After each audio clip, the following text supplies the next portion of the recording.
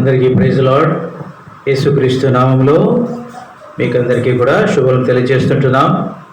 మరి ఉదయకాల సమయమున మరొక ప్రభుదినం మనకు దేవుడు అనుగ్రహించి సమకూరుస్తూ వచ్చినందుకై దేవునికై వందనాలు స్తోత్రాలు చెల్లించుకుంటున్నాం.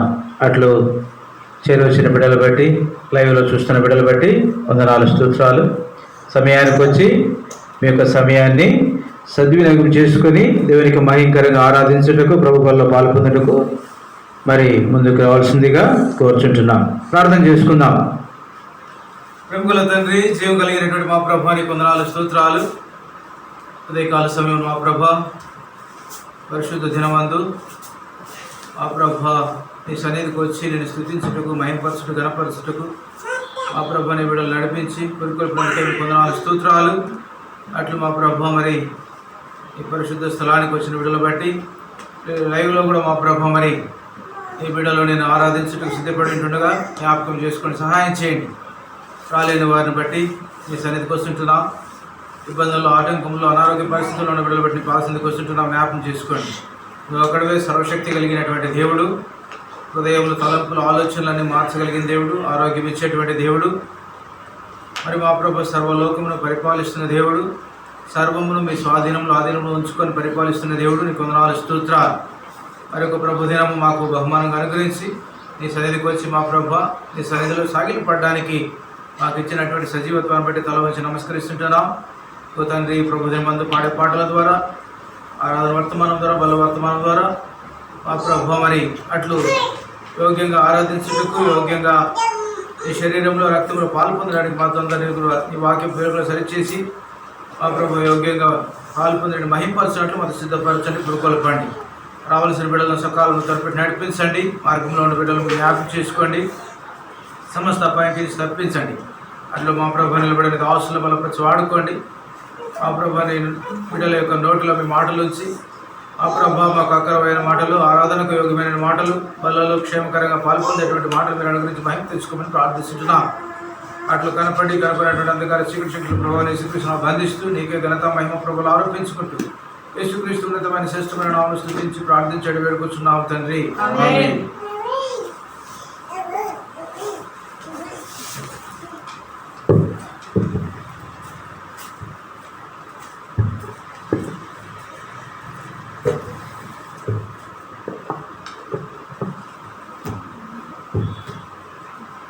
పాఠ సంఖ్య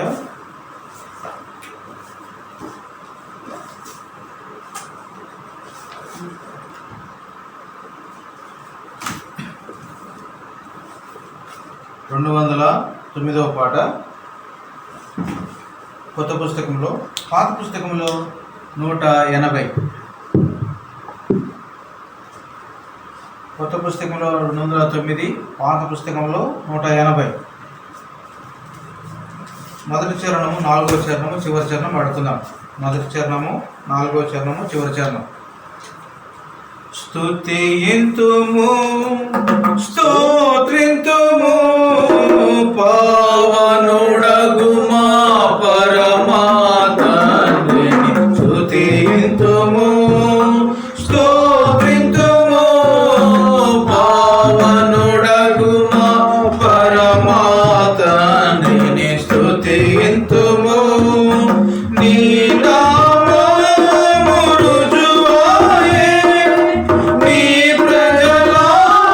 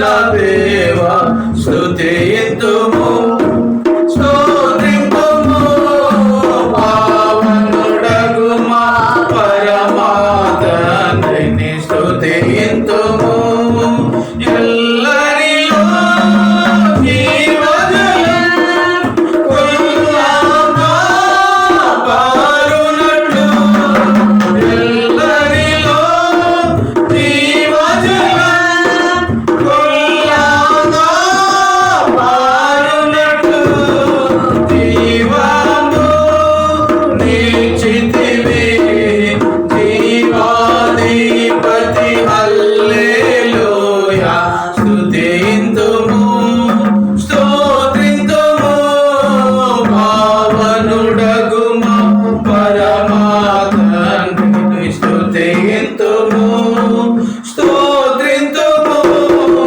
పావనుడగు మా పరమాతండ్రిని స్తుతింతుము. వాటి సంఖ్య 168. కొత్త పుస్తకంలో పాత పుస్తకంలో అదే మొదటి చరణం, మూడవ చరణం, 5వ చరణం, 168వ పాట. దూతగణములెల్లా ఆరాధించిరిగా పరిశుద్ధుడు సైన్యముల యెహోవాని. దూతగణములెల్లా ఆరాధించిరిగా పరిశుద్ధుడు సైన్యముల యెహోవాని. ఇహపరములలో ఆయన మహిమ నిండియున్నదని గానము చేసిరి. ఇహపరములలో ఆయన మహిమ నిండియున్నదని గానము చేసిరి. దూతగణములెల్లా ఆరాధించిరిగా పరిశుద్ధుడు సైన్యముల యెహోవాని. నిష్కలంకమైనది నీ కను దృష్టి నీవు చూడలేవుగా దుష్టత్వమును. నిష్కలంకమైనది నీ కను దృష్టి నీవు చూడలేవుగా దుష్టత్వమును.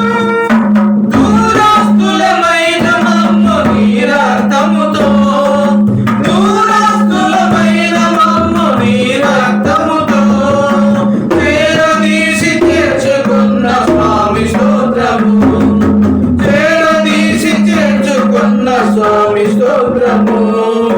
దూతగణములెల్లా ఆరాధించిరిగా పరిశుద్ధుడు సైన్యముల యెహోవాని. దూతగణములెల్లా ఆరాధించిరిగా పరిశుద్ధుడు సైన్యముల యెహోవాని. పాపముతో పతనమైన నా దేహమును పరిశుద్ధాలయముగాను చేసుకొంటివి. పాపముతో పతనమైన నా దేహమును పరిశుద్ధాలయముగాను చేసుకొంటివి.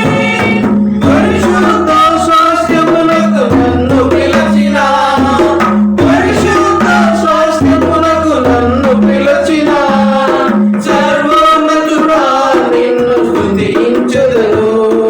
సర్వోన్నతుడా నిన్ను స్తుతించెదను. దూతగణములెల్లా ఆరాధించిరిగా పరిశుద్ధుడు సైన్యముల యెహోవాని. దూతగణములెల్లా ఆరాధించిరిగా పరిశుద్ధుడు సైన్యముల యెహోవాని. పరలోకపు తండ్రి నీవు పరిపూర్ణుడవు. పరిపూర్ణతయందు నన్ను నడిపించితివి. పరలోకపు తండ్రి నీవు పరిపూర్ణుడవు. పరిపూర్ణతయందు నన్ను నడిపించితివి.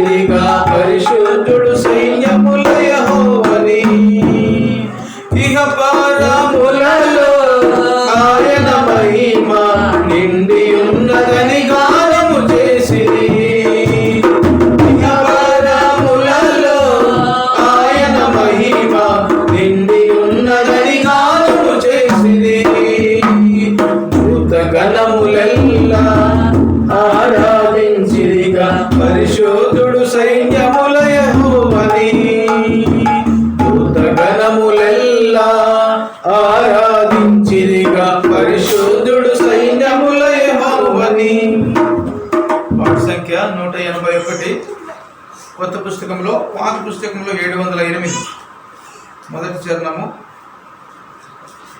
4వ చరణము, 6వ చరణం పాడుకుందాం. మొదటి చరణం, 4వ చరణము, 6వ చరణం.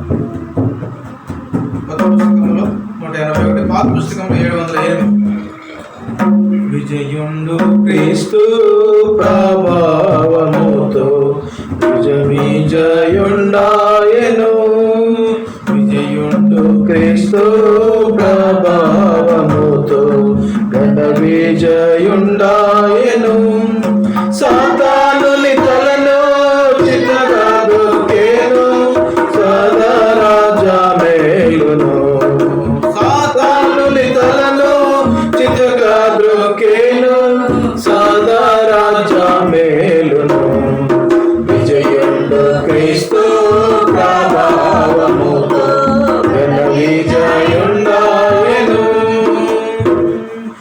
మరణమాని ముల్లు ఎక్కడ, ఓ సమాధిని విజయమెక్కడ. ఓ మరణమాని ముల్లు ఎక్కడ, ఓ సమాధిని విజయమెక్కడ. సిలువ శక్తితో విరుగగొట్టెను, సిలువ శక్తితో విరుగగొట్టెను. విజయుండు సర్వములో, విజయుండు సర్వములో. విజయుండు క్రీస్తు ప్రభావముతో ఘన విజయుండాయెను. విజయుండు క్రీస్తు ప్రభావముతో ఘన విజయుండాయెను. సింహాసనమందు ఉన్న మన ప్రభువే పద్మరాగముల మరకతముల బోలి. సింహాసనమందు ఉన్న మన ప్రభువే పద్మరాగముల మరకతముల బోలి. సూర్యకాంతి వలె ప్రకాశించేను, సూర్యకాంతి వలె ప్రకాశించేను. జయమాని పాడేదాము,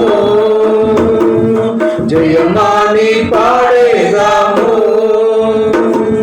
విజయుండు క్రీస్తు ప్రభావముతో ఘన విజయుండాయెను. విజయుండు క్రీస్తు ప్రభావముతో ఘన విజయుండాయెను. క్రీస్తు యేసు ద్వారా దేవునికి స్తుతులు, విజయమునిచ్చే తన ద్వారా మనకు. క్రీస్తు యేసు ద్వారా దేవునికి స్తుతులు, విజయమునిచ్చే తన ద్వారా మనకు. అధిక విజయము మనకిచ్చు ప్రభువే, అధిక విజయము మనకిచ్చు ప్రభువే. అందరిలో అతి శ్రేష్ఠుండు, అందరిలో అతి శ్రేష్ఠుండు. విజయుండు క్రీస్తు ప్రభావముతో ఘన విజయుండాయెను. విజయుండు క్రీస్తు ప్రభావముతో ఘన విజయుండాయెను. సాతానుని తలను చితగా ద్రొక్కెను, సాతానుని మేలును. సాతానుని తలను చితగా ద్రొక్కెను, సదా రాజా మేలును. విజయుండు క్రీస్తు ప్రభావముతో ఘన విజయుండాయెను. ఈ కాల సమయమున ప్రభువుని ఆరాధించుకుందాం.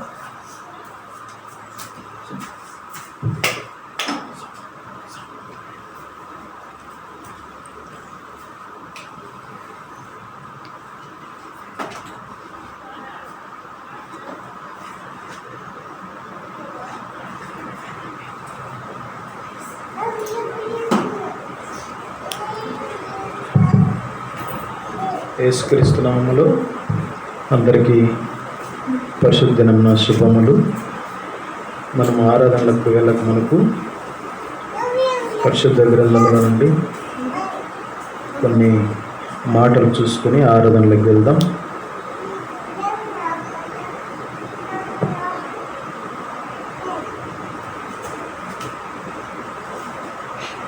పరిశుద్ధ గ్రంథంలో నుండి కీర్తనలు 32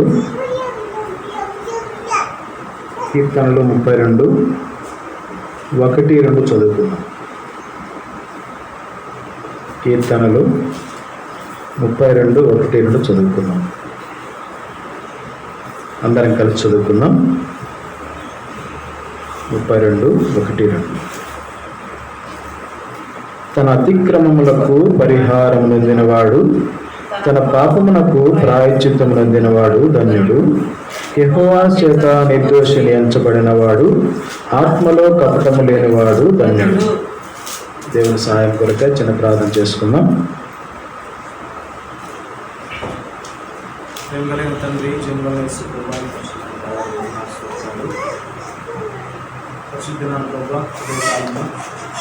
ఆరాధించగలుగుతూ మీరు తండ్రి ప్రభా అందుకు కీర్తన 32 మీరు మీరే జ్ఞానం చేసుకున్న వల్ల మీరు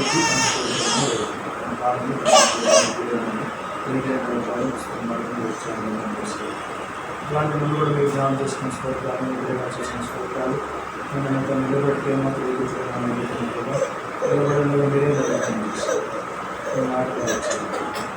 పిల్లలకి అసలు నాకు వచ్చాను నేను తగ్గించుకుంటూ నేను మీరు ఖాళీ చేయమని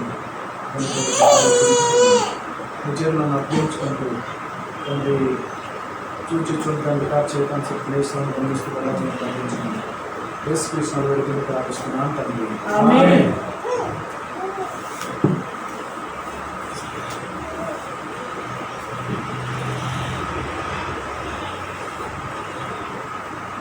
పరిశుద్ధ దినములు ప్రభువుని ఆరాధించగలుగుటకు కీర్తన 32 1-2 వచనాలు చూసుకుంటూ వచ్చాం. ఇక్కడ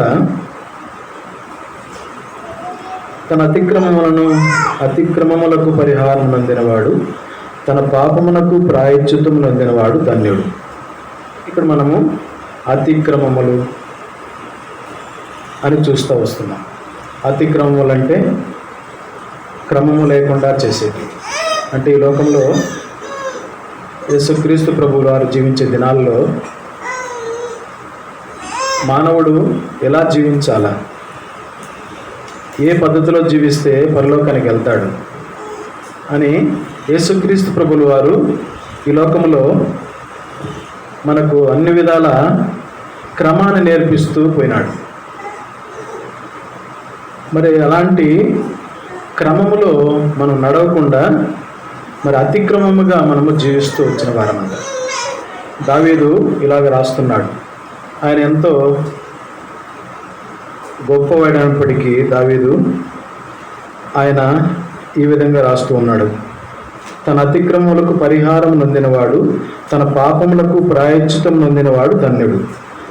పాపము చేసినప్పుడు, అతిక్రమము చేసినప్పుడు, దేవునికి వ్యతిరేకంగా జీవించినప్పుడు, ఈ లోకంలో ఎన్నో విధాలైనటువంటి మరి రకరకాలుగా జీవించినప్పుడు యేసుక్రీస్తు ప్రభువు వారి దగ్గరికి వస్తే మరి మారుమనసు పొందాల. అంటే వీటన్నిటి నుండి, అతిక్రమముల నుండి, పాపముల నుండి, వీటన్నిటి నుండి ప్రాయశ్చిత్తం జరగాల మనిషికి. ప్రాయశ్చిత్తం లేదు అంటే అతిక్రమం చేస్తామన్నట్లే లెక్క, పాపము చేస్తామన్నట్లే లెక్క, ఈ లోకము అనుసరించి నడుస్తామన్నట్లే లెక్క. అయితే ఎప్పుడైతే పరిహారం నొందుతాడో, ఎప్పుడైతే ప్రాయశ్చిత్తం నొందుతాడో అప్పుడే మరి దేవుని బిడ్డ అనబడుతూ వస్తాడు, క్రైస్తవుడు అనబడుతూ వస్తాడు. మరి యేసుక్రీస్తు ప్రభులు వారు మన కోసము, మన మాదిరిగా ఈ లోకంలో జీవించి వెళ్ళినప్పుడు మనం కూడా ఆయన మాదిరిని మనం నేర్చుకుంటూ జీవిస్తూ రావాలి. కాబట్టి ఇక్కడ అతిక్రమము, మరి ప్రాయశ్చిత్తము, ఇవన్నీ మనకు మరి కనబడుతున్నాయి. కింద యెహోవా చేత నిర్దోషి అని ఎంచబడినవాడు, ఆత్మలో కపటం లేనివాడు ధన్యుడు. ఈ లోకంలో పాపములో జీవించినారు, పాపంలోనే బ్రతుకుతున్నారు, అతిక్రమములతో జీవించినారు. మరి అతిక్రమముల చేత ఈ లోకంలో జీవించినప్పుడు ఎప్పుడైతే మారు మనసు పొంది ప్రాయశ్చిత్తం పొంది ధన్యుడిగా జీవిస్తూ వస్తాడో అప్పుడే దేవుడు మరి నిర్దోషి అని ఆయన హృదయంలో ముద్ర వేసుకుంటాడు. ఈ బిడ్డ నా బిడ్డ, ఈ బిడ్డ నిర్దోషిగా జీవిస్తున్నాడు. మునుపైతే రకరకాలుగా జీవించేవాడు, ఇప్పుడైతే నా బిడ్డగా జీవిస్తున్నాడు అని దేవుడు మరి ఆయన హృదయంలో ముద్ర వేసుకుంటాడు. కాబట్టి అలాంటి వ్యక్తి ఎప్పుడైతే మారు మనసు పొందుతాడో, ప్రాయశ్చిత్తం పొందుతాడో, నిర్దోషిగా జీవిస్తూ వస్తాడో అలాంటి వ్యక్తి హృదయంలో కపటం లేకుండా ఉంటాడు. హృదయంలో ఎలాంటి కపటం లేకుండా ఉంటాడు. ఈ లోకంలో చూస్తే రకరకాల మనస్తత్వాలు పెట్టుకొని హృదయంలో కపటం పెట్టుకుంటారు జనాలు. ప్రతి ఒక్కరూ ఏదో ఒక కపటము హృదయంలో ఉంచుకొని ఉంటారు. పక్క మనిషి బాగా జీవిస్తా అంటే బాధ, పక్క మనిషి మరి ఉద్యోగం వస్తే బాధ, పక్క మనిషి బాగా చదువుతా అంటే బాధ, పక్క మనిషి ఇల్లు కట్టుకుంటే బాధ, పక్క మనిషికి ధనం ఉంటే బాధ. ఇట్లా రకరకాలు బాధలు మరి కపటమైనటువంటి ఆలోచనలు హృదయంలో మనిషి ఉంచుకొని ఉంటున్నాడు. అయితే అట్లా ఆలోచనలు, అట్లాంటి మాటలు, అట్లాంటి యాచనలు ఎవరికి ఉండవంటే ఎవరైతే నిర్దోషిని ఎంచబడి ఉంటాడో, ఎవరైతే ప్రాయశ్చిత్తము పాపం నుండి ప్రాయశ్చిత్తం పొంది ఉంటాడో, ఎవరైతే అతిక్రమం నుండి ప్రాయశ్చిత్తం పొంది ఉంటాడో, దేవుని చేత నిర్దోషిని ఎంచబడి ఉంటాడో అతనికి ఎలాంటి హృదయంలో కపటం ఉండదు. ఇదే మనం చూస్తూ వస్తున్నాం. తర్వాత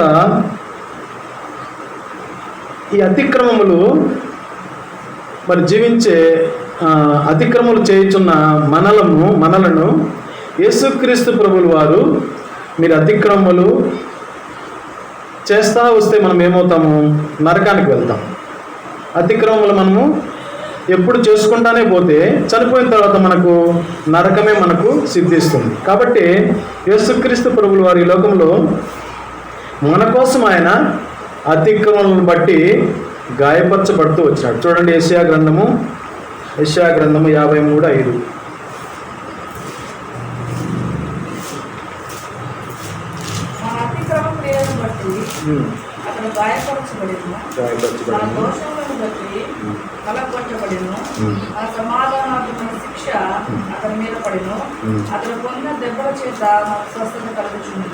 చూడండి ఇక్కడ ఎంత గొప్ప మాట రాయబడుతూ వచ్చిందో.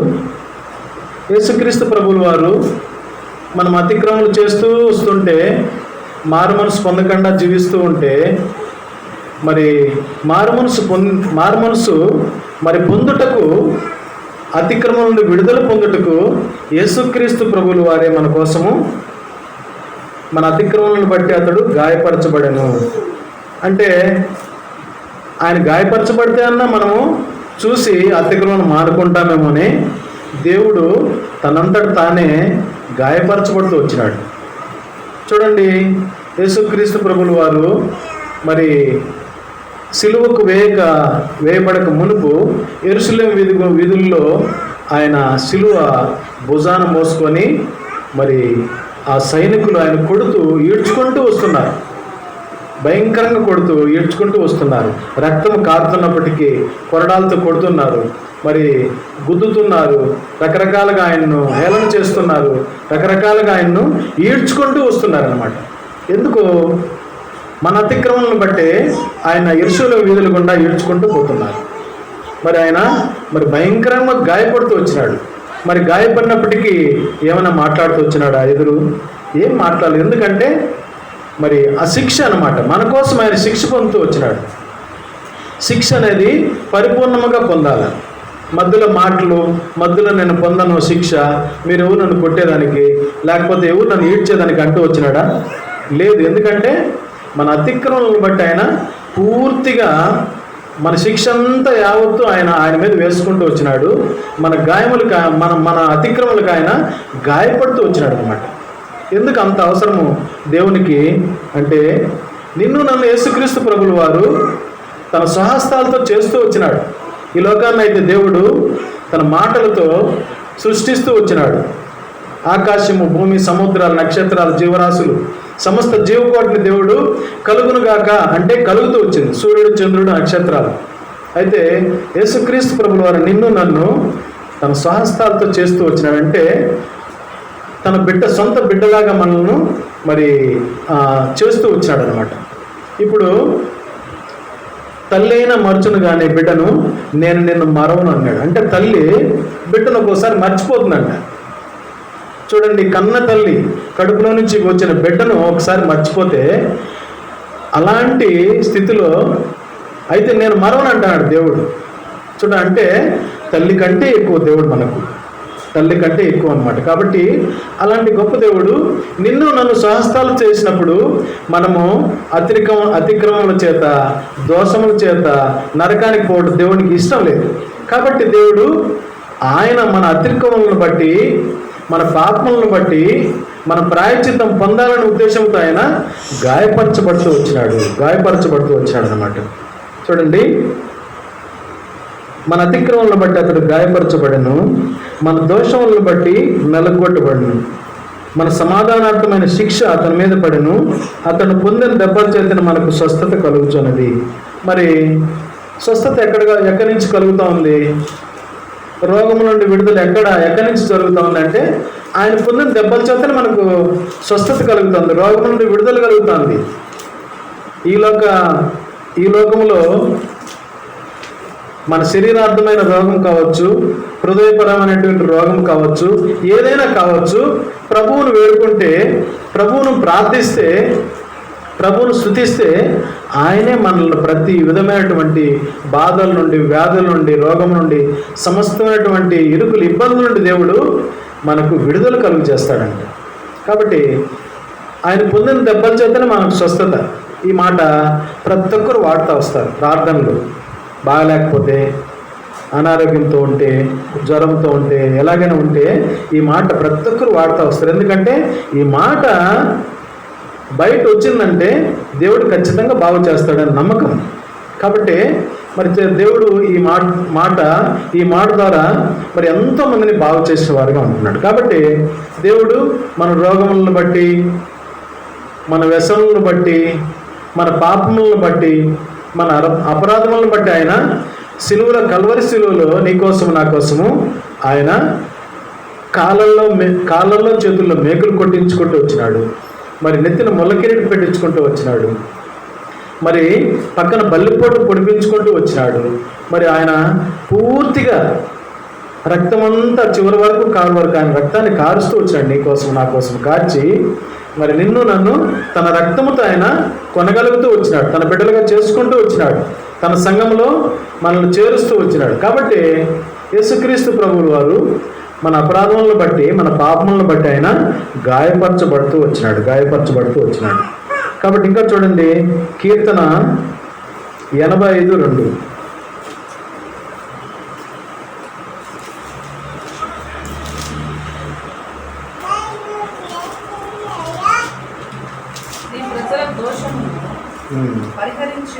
పరిహరించి ఉన్నావు, వారి పాపమంతయు కప్పివేసి ఉన్నావు.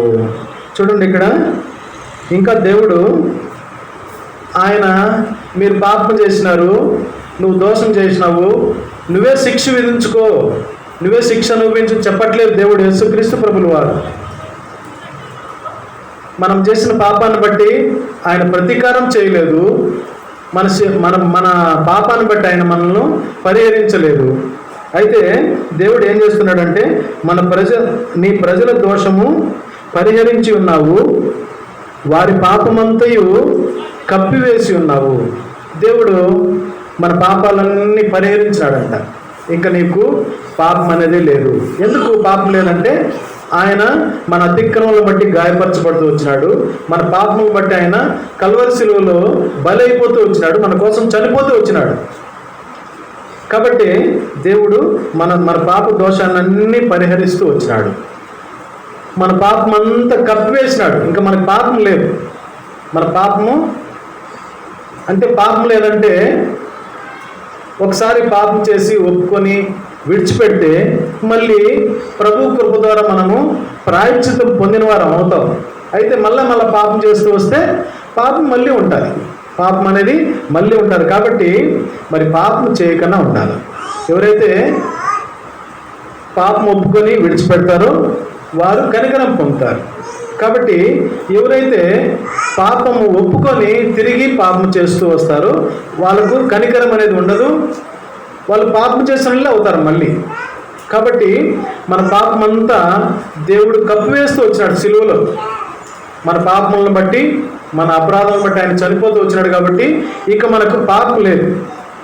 మనము మరి దేవుడు మనల్ని నూతన సృష్టిగా చేస్తూ వచ్చినాడు. మనకి ఇంకా పాపం లేదు. కాబట్టి మరి దేవుని బిడ్డలంగా మనము జీవిస్తూ వస్తాము. దేవుని అడుగుజాడలు మనం నడుస్తూ వస్తాము. ఈ లోకంలో దేవుడు ఎలాగైతే జీవించి పరలోకానికి వెళ్తూ వచ్చినాడో అలాగా మనము మరి దేవుని అడుగుజాడలు నడుస్తూ మరి ఆయన మాటలను మనం గైకొంటూ ఆయన యందు భయభక్తులు కలిగిన వారంగా మనం నడుస్తూ వస్తే మరి మనం కూడా మరి దేవుని దగ్గరికి వెళ్ళే వారంగా ఉంటాం. కాబట్టి మరి దేవుడు మన పాపములన్నీ పరిహరిస్తూ వచ్చినాడు. మన పాపమంతా కప్పివేస్తూ వచ్చినాడు. కాబట్టి మరి ఇప్పుడు మనం ఎవరు అంటే దేవుని బిడ్డలము. దేవుని పాపం మరి దేవుని రక్తం చేత కడగబడిన బిడ్డలం మనం. కాబట్టి మనము ఇలాగా మరి దేవుని సన్నిధికి వచ్చి దేవుణ్ణి ఆరాధించగలుగుతున్నాం. మరి చాలామంది దేవుని సన్నిధికి రాలేదు, దేవుణ్ణి ఆరాధించగలడు. ఎందుకంటే వాళ్ళకి పాపం పోలేదు, వాళ్ళ పాపము పరిహరింపబడలేదు. ఈ లోకంలో మరి ఎన్ని ఇబ్బందులు వచ్చినా, ఎన్ని ఇరుకులు వచ్చినా, మరి చనిపోయే స్థితి వచ్చినా కానీ వారు లోకంలో మామూలుగానే జీవిస్తున్నారు. ఒక సేవకుడు చెప్తూ వచ్చినాడు, ఇంతకు మునుపు స్కైలాబ్ పడుతూ వచ్చింది, స్కైలాబ్ పడుతుందని చెప్తూ వచ్చినారు. పెద్దవాళ్ళు తెలిసి ఉంటుంది. నేను చిన్నోన్ని, ఒక 7-8 సంవత్సరాలని. అయితే అప్పుడు కూడా స్కైలాబ్ పడిపోతుంది, ఈ లోకం అంతా ఒక్కసారిగా నాశనం అయిపోతుంది. అది బాంబు కంటే చాలా పెద్దది, అణుబాంబు కంటే ఇంకా ఎక్కువ అనమాట. దాని శక్తి ఒకసారి పడిందంటే పూర్తిగా సర్వనాశనం అయిపోతుంది భూమి అంతా. భూమి మీద ఉండే జీవరాశులు అన్ని, చెట్లు, చేమలు, మొక్కలు మొత్తం సర్వనాశనం అయిపోతాయి అన్నమాట. అలాంటప్పుడు మరి ఎంత ప్రళయం జరుగుతుంది అని తెలిసినప్పటికీ మరి పాపం చేసేవాళ్ళు పాపం చేస్తూనే ఉన్నారంట. మరి తల్లిదండ్రులు బిడ్డలను ఇంటికి పిలిపించుకొని పొట్టేళ్ళు కోసుకొని, కోళ్ళు కోసుకొని, గుడ్లు పెట్టుకొని తిని తాగి ఆ రోజు వరకు కూడా చనిపోతాం ఇంకో కాసేపటికి అని తెలిసినప్పటికి కూడా మరి అలాగా జీవిస్తూనే ఉన్నారంట. అయితే అదేమో తెల్లవారితో లేచి మా నాయన అడిగితే నేను ఇందిరాగాంధీ సముద్రంలో విమానాలతో తోయేసింది అని చెప్పాడు మా నాయన. అది ఇప్పుడు ఒక సేవకుడు చెప్తూ వస్తున్నాడు. ఈ మధ్య కరోనా వైరస్ వచ్చిన తర్వాత అప్పుడు అలా జరిగింది. ఇప్పుడు కూడా ప్రపంచమంతా కరోనా వైరస్తో చాలామంది, దాదాపుగా ఎన్నో లక్షల మంది చనిపోతే కూడా కరోనా వైరస్ అంటే భయంకరంగా భయభ్రాంతులకు గురవుతూ ఉంటే కూడా ఇప్పుడు కూడా పాపం చేస్తూనే ఉన్నారు. మరి వాళ్ళ పనులు వాళ్ళు చేసుకుంటున్నారు. ఏమాత్రం భయపడలేదు. చూడండి. కాబట్టి మరి మనిషి ప్రాయశ్చిత్తము లేదనమాట. హృదయంలో ప్రాయశ్చిత్తం లేదు. తప్పు చేస్తే మరి ప్రభు శిక్షిస్తాడేమో, మరి పాపం చేస్తే ప్రభు శిక్షిస్తాడేమో అనే భయము కానీ మరి ఏమాత్రం హృదయంలో లేదు. కాబట్టి మరి దేవుడేమో మరి నా బిడ్డలు మరి పాపం చేయకుండా మరి నా మాదిరి జీవించి నా దగ్గరికి వస్తారేమోని దేవుడేమో ఆశ కలిగి మరి ఆయన ఎదురు చూస్తున్నాడు. ఈ లోకమేమో మరి దాంతో మనకు పని ఏమని వాళ్ళ లోకంలో వాళ్ళు జీవిస్తున్నారు. కాబట్టి మరి దేవుడు అందుకోసమనే ఈ లోకంలోకి వచ్చి మనందరి కొరకు గాయపడి, రక్తం చిందించి, చనిపోయి, సమాధి చేయబడి, మృత్యుంజడి 3వ దినం లేస్తూ వచ్చినాడు. మళ్ళీ కాబట్టి మన పాపములన్నీ కప్పివేయబడుతూ వచ్చినాయి, మన పాపములన్నీ పరిహరింపబడుతూ వచ్చినాయి అన్నమాట. అలాంటి గొప్ప దేవుడిని సన్నిధిలో మనము మరి ఆరాధించకుండా ఎట్లా ఉండగలము ఇంకా చూసుకుందాం. రోమా 3:33.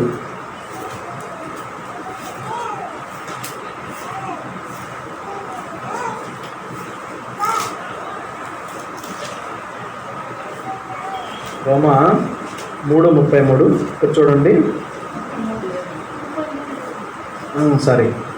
రోమా 3:11.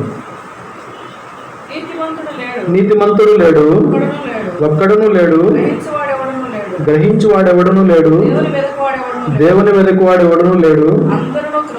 అందరూ త్రోవ తప్పి ఏకముగా పలికిమాలిన వారేరి, మేలు చేయవాడు లేడు, ఒక్కడైనా లేడు. చూడండి, ఇదే పరిస్థితి ప్రపంచమంతా ఇదే పరిస్థితే. నీతిమంతుడు లేనే లేడు. యేసు ప్రభు ఒక్కడు తప్ప నీతిమంతుడే లేడు, గ్రహించువాడు లేడు. అంటే యేసుక్రీస్తు ప్రభు వారి లోకంలోకి వచ్చినాడు, మనందరి కోసము మరి ఆయన గాయపరచబడుతూ వచ్చినాడు, రక్తం చిందిస్తూ వచ్చినాడు, మరి ఆయన కల్వరి శిలువలో బలైపోతూ వచ్చినాడు మనందరి కోసం, మన పాపం నిమిత్తమని గ్రహించే వాళ్ళు ఎవరూ లేరు. తర్వాత దేవుని వెలుగువాడు ఎవరూ లేరు. యేసుక్రీస్తు ప్రభుల వారు ఉన్నారు. ఈ లోకంలో సృష్టికర్త ఉన్నాడు. ఈ సృష్టి అంతా ఎట్లా వచ్చింది? ఎవరి ద్వారా ఒకరి ద్వారా వచ్చింది కదా. ఆయన యేసుక్రీస్తు ప్రభుల వారిని మరి ఆ దేవుడు ఉన్నాడు అనే గ్రహింపు లేని వారు ఎవరూ లేరు. తర్వాత అందరూ త్రోవ తప్పి పనికిమాలిన వారు అయిపోయినారు. దేవుని అడుగుజాడల్లో నడిచేవాడు ఒక్కడూ లేడు. అందరూ వాళ్ళ సొంత ఆలోచనల ప్రకారము, వాళ్ళ సొంత తలంపులతో వాళ్ళ జీవితాన్ని గడుపుతున్నారు. దేవుణ్ణి ఏమాత్రం వెదకకుండా, దేవుని అడుగుజాడలు నడవకుండా, మరి నీతి అనే మరి ఆలోచన లేకుండా జీవిస్తూ ఉన్నవారు చాలామంది ఉన్నారు. ఈ లోకం అంతా అలాగనే ఉంది. తర్వాత మేలు చేద్దాము అని ఆలోచన కలిగిన వారు అస్సలు లేదు. మేలు చేయకపోతే పోనీలే, కీడు చేయకుండా ఉంటే చాలు. ఇతరులకు మేలు చేయకపోతే పోనీలే, కీడు చేయకుండా ఉంటే చాలు. కాబట్టి ఇలాంటి స్థితిలో ఈ ప్రపంచం అంతా భయంకరమైన స్థితికి దిగజారిపోతూ వచ్చింది. చూడండి, నోవహు దినాల్లో కూడా దేవుడు ఈ లోకం తట్టు చూసి హృదయంలో నొచ్చుకున్నాడంట. హృదయంలో నొచ్చుకున్నాడు. ఎందుకంటే ఈ మానవులను, ఈ ప్రపంచాన్ని, ఈ సృష్టిని ఎందుకు చేస్తున్నా అని దేవుడు హృదయంలో నొచ్చుకున్నాడు. ఎందుకంటే పాపము మరి ఈ ప్రపంచమంతా పాపంతో నిండిపోతూ వచ్చింది. ఎక్కడ కానీ నీతి లేదు, ఎక్కడ కానీ మరి ప్రజలు మరి సక్రమంగా జీవించలేదు. కాబట్టి దేవుడు హృదయంలో నొచ్చుకుంటూ వచ్చాడు. కాబట్టి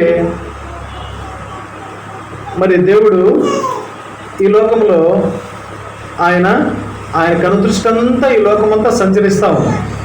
అయితే కనుదృష్టి ఈ లోకంలో సంచరించేటప్పుడు మరి ఎంతోమంది ఎన్నో రకాల పాపాలు చేస్తుంటారు. అది దేవునికి కనబడదు. అది ప్రతి ఒక్కటి కనబడుతూ ఉంటుంది. ఈ లోకంలో ఎవరు చేస్తున్న పని, అది ఎలాంటి పైనా సరే, మంచి అయినా సరే, చెడ్డ అయినా సరే, అది దేవునికి ఖచ్చితంగా కనబడుతూ వస్తుంది. మరి ఇన్ని తప్పులు ఎంతో కాలం నుంచి చేస్తూ వస్తే మరి ఎంతకాలమని ప్రభువు ఓర్చుకుంటాడు? ఎంతకాలమని ప్రభువు సహిస్తాడు? ఎంతకాలమని దేవుడు హృదయంలో నొచ్చుకుంటూ వస్తాడు? ఎప్పుడొకసారి ఏదో ఒకటి చేస్తాడు. నోవహు కాలంలో జలప్రలయాన్ని తెప్పిస్తూ వచ్చినాడు. పూర్తిగా ఈ లోకంలో ఉండే ప్రతి ప్రాణి చనిపోతూ వచ్చిందనమాట. జలప్రలయంలో మునిగిపోతూ వచ్చిందనమాట. చూడండి, అయితే ప్రభు ఎంతకాలం అని ఆ రోజు వాగ్దానం చేస్తూ వచ్చినాడు. ఇంకెప్పటికీ జలప్రలయం రాదని వాగ్దానం చేస్తూ వచ్చినాడు. అయితే ఎంతకాలం అని ప్రభువు ఆయన గమ్మునున్నాడని, ఆయన సహిస్తాడని, ఆయన ఓర్వదగిన వాడని, ఎంతకాలము మరి లోకము మరి పాపను జీవిస్తుంది, నీతి లేకుండా జీవిస్తుంది, మరి దేవుడు లేడు అని జీవిస్తుంది. ఎప్పుడొకసారి దేవుడు కన్నెర చేశాడంటే తిరిగి మరి ప్రతి జీవి చనిపోవాల్సింది. కాబట్టి ఇప్పుడు మరి భయంకరమైన పరిస్థితి చూస్తున్నాం కదా మనము. కరోనా వైరస్ ఎంత భయము, బయట రావాలంటే భయం, ఎవరితో మాట్లాడాలంటే భయం, తిరగాలంటే భయం, ఎక్కడైనా పోవాలంటే భయం. మరి ఇంత భయంకరమైన పరిస్థితుల్లో ఉంటే కూడా మనం దేవుడు అంటే మరి భయం లేకుండా జీవిస్తున్నాం. కాబట్టి మరి యేసుక్రీస్తు ప్రభులు వారు మరి ఈ లోకంలో మరి ఈ మాట చెప్తాం, నీతిమంతుడు లేడు, ఒక్కడు లేడు, ఎవడు లేడు, దేవుని గ్రహించేవాడే లేడు, మరి మేలు చేయవాడు ఒక్కడు లేడని మరి దేవుడు మనకి వాక్యం ద్వారా బయలుపరుస్తున్నాడు అనమాట. ఇక్కడ చూడండి, కీర్తన 116 116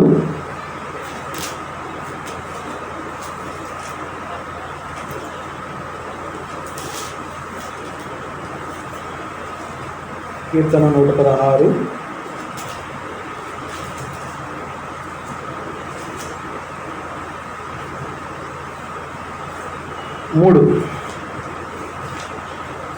కీర్తన 116:3.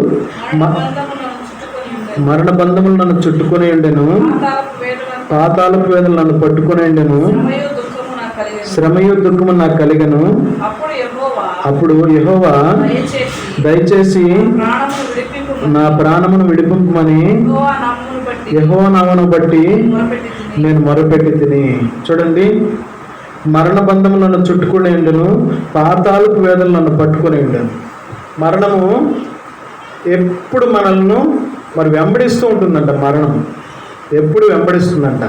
కాబట్టి మరణం నుండి విడుదల పొందాలా అంటే, మరణం నుండి తప్పించుకుంటూ రావాలంటే ఉదయకాలం మొదలుకొని సాయంత్రం పండుకునే వరకు, పండుకున్న వేళల్లో కూడా మనం దేవుని స్తుతిస్తూ ఉండాలి, దేవుణ్ణి మనము కొనియాడుతూ ఉండాలి. ఎప్పుడు మనము దేవుణ్ణి హృదయంలో నుంచుకొని, దేవుని మాటలు మన హృదయంలో నుంచుకొని మరి దేవుని మనం ఎప్పుడు స్తుతిస్తూ ఉండాలి. ఎప్పుడైతే మనం అట్లా దేవుని స్తుతిస్తూ వస్తామో మరణము, మనల్ని చుట్టుకున్న మరణము తొలగిపోతూ వస్తుందన్నమాట. తర్వాత పాతాళపు వేదనలు నన్ను పట్టుకొని ఉండను. పాతాళం కూడా ఎప్పుడు మనల్ని మృంగజూతుమా అని నోరు తెరుచుకొని ఉంటుందంట. కాబట్టి దాని నుండి మనం తప్పించుకోవాలంటే ఏం చేయాలంటే, ప్రభువును మనం ఎల్లప్పుడూ స్తుతిస్తూ ఉండాలి, ఎప్పుడు మనము దేవుణ్ణి స్తుతిస్తూ ఉండాలి. కాబట్టి అప్పుడు యెహోవా దయచేసి నా ప్రాణం విడిపమని యెహోవాను బట్టి మొరపెట్టి తిని. కాబట్టి మరణం నుండి మనం తప్పించబడాలంటే, పాతాళం నుండి మనం తప్పించబడాలంటే యెహోవా దయచేసి నన్ను తప్పించు ప్రభువా అని మనము దేవుణ్ణి మొరపెడుతూ రావాలి. దేవుణ్ణి మనము మొరపెడుతూ రావాలి. ఎప్పుడు మనం దేవుణ్ణి మొరపెడుతూ రావాలి. కాబట్టి అలాంటి దేవుడు 8, మరణం నుండి నా ప్రాణమును, కన్నీళ్లు విడవకుండా నా కన్నులను, జారిపడకుండా నా పాదమును తప్పించి ఉన్నావు. దేవుడు చూడండి, మరణం నుండి మన ప్రాణమును, కన్నీళ్లు విడవకుండా మన కన్నులను, జారిపడకుండా మన పాదమును దేవుడు తప్పిస్తూ వచ్చాడంట. మరణం నుండి దేవుడు తప్పిస్తూ వస్తాడు. మరి మనకు కలిగే బాధలు, ఇబ్బందులు, ఇరుకులు, వాటన్నిటిని మనం ఒకసారి గుర్తు చేసుకుంటే మనంతటికి మనకే ఏడ్పు వస్తుంది, మనంతటికి మనకే కన్నీళ్ళు వస్తాయన్నమాట. ఆ కన్నీళ్ళు రాకుండా దేవుడు మన బాధలన్నింటి నుండి మనకు విముక్తి దయచేస్తూ వస్తున్నాడు. తర్వాత మరి మనము జారి పడకుండా మన పాదములను దేవుడు తప్పిస్తూ వస్తున్నాడు. జారి పడకుండా మన పాదములను దేవుడు తప్పిస్తూ వస్తున్నాడు. ఒక సేవకుడు ప్రస్తుతానికి సేవ చేస్తున్నాడు. ఆయన ఒకప్పుడు గుట్టలు అమ్ముకొని బతికేవాడు సైకిల్ మీద. మొట్టమొదటేమో తల మీద మోసుకొని గుట్టలు అమ్ముకుంటూ బ్రతికే వ్యక్తి. తర్వాత సైకిల్ తీసుకున్నాడు, సైకిల్ మీద బట్టలు అమ్ముకుంటూ బ్రతికే వ్యక్తి. ఆయన ఒకానొక రోజున చాలా దూరం వెళ్ళిపోయినాడు. దాదాపుగా చాలా దూరం పోయిన తర్వాత బట్టలు ఎక్కడ అమ్ముడు పోలేదు, ఏ ఊరు తీసుకోలేదు, చాలా ఆకలిగా ఉంది. మరి ఒక ఆమెను నీళ్ళు అడిగితే నీళ్ళు ఇచ్చింది. మరి అన్నం అడగడానికి చాలా మొహమాట పన్నాడు. ఆయన అన్నం అడగడానికి మొహమాట పన్నాడు. అయితే మెయిన్ రోడ్ అంటే పోతే చాలా దూరము, మెయిన్ రోడ్ అంటే పోతే చాలా దూరము, బస్సు రోడ్ అంటే. రైల్వే రోడ్ అంటే పోతే చాలా దగ్గర కాబట్టి రైల్వే రోడ్ అంటే పోదామని బయలుదేరి సైకిల్లో తొక్కుంటూ వచ్చినాడు. అయితే గరండాలు వచ్చేసినాయి. అంటే తెలుసు కదా, మధ్యలో మోరి అన్నమాట. అక్కడ కొద్దిగా నడవడానికి మాత్రమే స్థలం ఉంటుంది. మామూలుగా రైలు నడవడానికి ఆ ఇనప పాలాలు మాత్రం ఉంటాయి. అయితే అక్కడికి వచ్చేసినాడు. దగ్గరికి వచ్చినప్పుడు ఇంకా ఆ రైలు పాలాల మీద నడుస్తూ ఒక నడవడానికి మాత్రమే 1.5 జాన వెడల్పుతూ ఉంటుందంట. అది చెక్కలు వేసి ఉంటారంట. ఆ చెక్కల మీద సైకిల్ తోసుకుంటూ వస్తున్నాడు అనమాట ఆయన. అయితే రైలు పాలాల మీద నడుచుకుంటూ పక్కన సైకిల్ తోసుకుంటూ వస్తుంటే మధ్యలోకి వచ్చేసరికి కాలు సరక్కమన పాలం సందులో పడిపోయిందంట. పడిపోతే సైకిలు గుడ్డల మూట ఆయన మీద పడిపోయినాయి అంతే. ఆయన ముందుగానే ఆకలి, చాలా బాధలో ఉన్నాడు. ఆయన మీద పడిపోయినాయి. ఇంకా ఏం చేయాలో పరిస్థితి అర్థం కాదు. ఎప్పుడైతే కాలు పాదములకి చిక్కుకుంటూ వచ్చిందో యేసు ప్రభువా అన్నాడంట. అంతే, ఆయనకు ఈ ఆకలికి దీనికి ఏమైంది తెలియదు కానీ నీరసం వచ్చేసి తెలివి తప్పింది ఆయన. మరి ఇంకా 1 అవర్లో ట్రైన్ వస్తుంది. 1 అవర్లో ట్రైన్ వస్తుంది. మరి ఆయనకు తెలియదు, ఇంకా మూట మీద పడిపోయింది. అలాగే ఉండిపోతూ వచ్చినాడు. మరి ఆయనకు తెలియకుండానే ఎవరో వచ్చినారంట. ఎవరో వచ్చి ఆయన పాదం పెరిగాడంట. సైకిల్ పైకి లేపి ఆ రోడ్డుకి ఆ పక్కన ఏదైతే భాగం ఆ గరండాలు దాటుకుని ఆ రోడ్డుకి ఆ పక్కన నిలబెట్టి ఆయన్ను తట్టి తెలివి వచ్చేసరికి నిలబెట్టారంట. తెలివి వచ్చేసరికి ఆయనకు ఎవరు లేరంట. చూస్తే ఆయనకు యేసుప్రభు అన్నాడు అంతేనంట.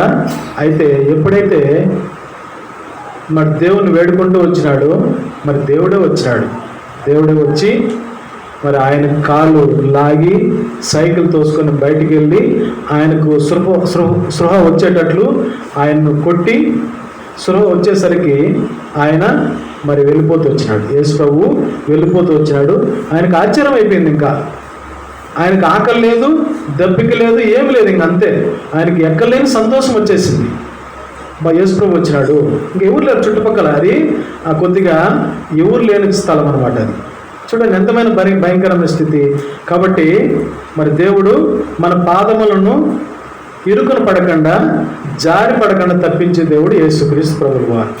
కాబట్టి ఇలాంటి గొప్ప దేవుని మనము ఎట్లాగా మనం ఆరాధించకుండా ఉండగలము? కాబట్టి ఆయన చేసిన ఉపకారములన్నిటికీ వారమంతా ఆయన చేసిన ఉపకారములన్నిటికీ మనము దేవునికి కృతజ్ఞతాస్తుతులు చెల్లించి ఆయన రక్షణ పాత్రను చేతపుచ్చుకొని యెహోవా నామమున మనం దేవునికి ఆరాధన చేయాలి. ఎందుకంటే వారమంతా మనలను ఎన్నో ఇరుకులు, ఇబ్బందులు, కష్ట, ఆరోగ్య పరిస్థితుల నుండి, ఎన్నో బాధల నుండి, ముఖ్యంగా కరోనా వైరస్ నుండి తప్పిస్తూ వచ్చినాడు. కాబట్టి దేవునికి మనం ఏం చేయాలంటే ఆయన రక్షణ పాత్రను చేత పట్టుకుని యేసుక్రీస్తు నామమున మరి దేవునికి కృతజ్ఞతాస్తుతులు చెల్లిస్తూ రావాలి. కాబట్టి మనమందరము హృదయపూర్వకముగా వినిన రీతిగా దేవునికి మనము మరి కృతజ్ఞతాస్తుతులు చెల్లిస్తూ వస్తాం. కాబట్టి దేవుడి వాక్యాన్ని దీవించి ఆశీర్వదించుగా.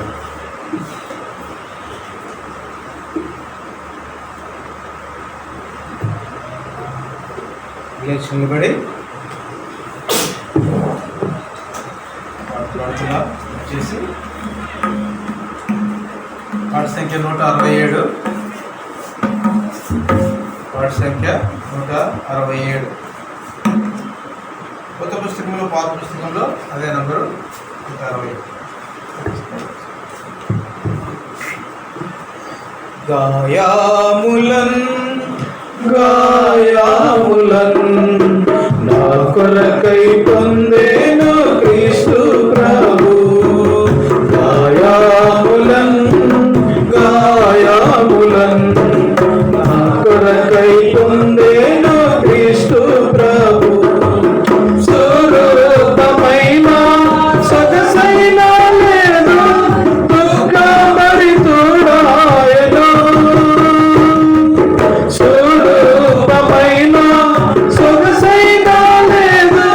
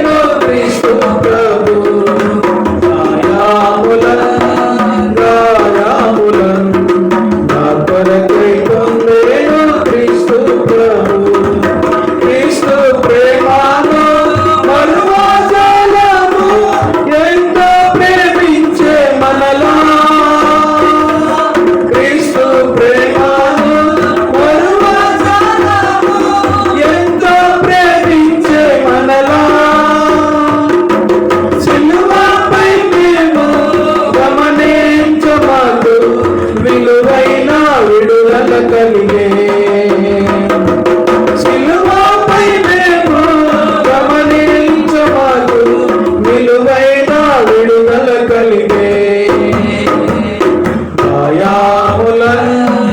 గాయాములన్ నా కొరకై పొందేను క్రీస్తు ప్రభు.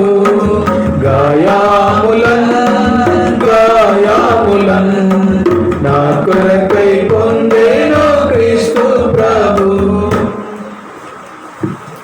దయచేసి వాక్యం చెప్పబడిన రీతిగా ఒకరు మార్చొకరు ప్రభుని ఆరాధిస్తాం.